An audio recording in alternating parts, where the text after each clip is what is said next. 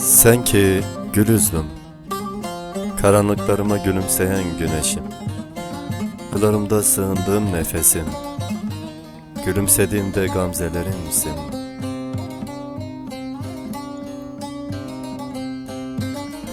Yıldızlara kapat gözlerini, sabah uyandığında güneşle doğmasam gözlerini, arama beni yalnızlığın sokaklarında. Ben gözlerini ıslatan yağmurlarla kavgalardayım.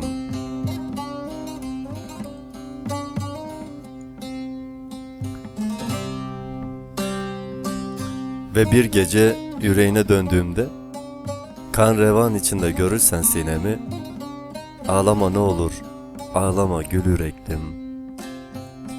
Gülüşlerine kanatlanan düşlerim, yetim düşmüştür sana koştuğum yollarda. Ağlama, ağlama gül yüreklim. Kurak topraklara ser gülüşlerini. Baharlar gölgelerini gülümsediğinde, nefesimle gülümseyemezsem yüreğine, arama beni karlı dağların zirvelerinde.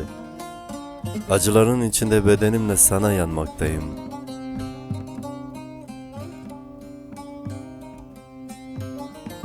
Yalan ayak kalmış suretlerin, vapur sesiyle uyanan yarı uykulu bir kent. Baktığım her iki yakanın başında senin güzelliğini giyinmiş kalabalıklar. Her vapur seni bana getirmekte, her otobüs yüreğini bana taşımakta.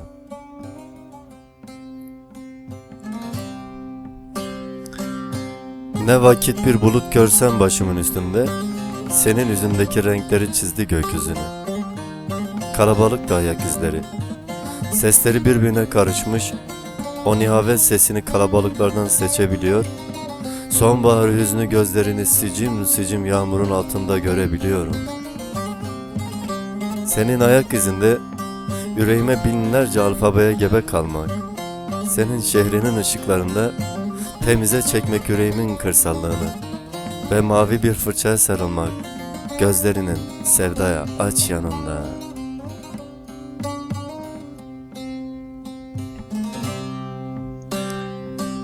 İmla hatası bol bir lügat, soğuk bir demir parçasından alıntılanmış dudaklarımda senli bir hayatın en taze cümlesi yanıyor tel tel. Söndürdükçe mum alevini, daha da kor hal alıyor içimin sen yanı. Karıncalanıyor parmak uçlarım. Yazmaya devam ettikçe seni, büyüyorum bir alfabenin altında. Köklerimde bir özne belirliyor.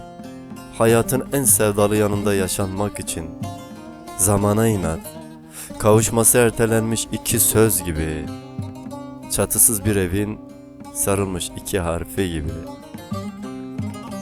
Ey sevgili, geceyi giyindim üzerime, karanlığı da çaldım yüzüme. Sen yıldızları giy de, yüzünün ay parçasını sür yüreğime ve yıldızları ser gözlerimin iki perdelik yanına.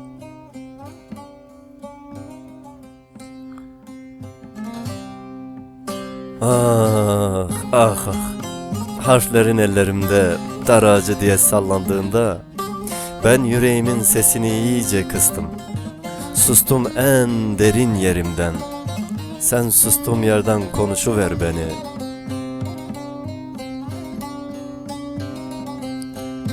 Bir yaz gecesi saçlarını rüzgarlar çözerse, kızma ne olur onlara. Saçlarının her teline yıldızları giydirmek için, rüzgarın koynuna girip, saçlarını yavaşça çözen de benim, bağlayan da benim.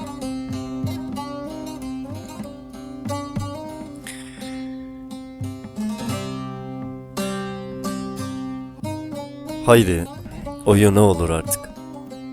Birazdan şafaklar sökecek karanlıklarından. Yıldızlara kapat gözlerini. Sen uyurken, ben gözlerindeki cennetin içinde sana ve hayata gülümsüyor olacağım. Ben senin adını bilmeden, seni bilmeden, tenini bilmeden, rengini bilmeden sevdim. Ben seni bilmeden sevdim. Bilmeden sevdim.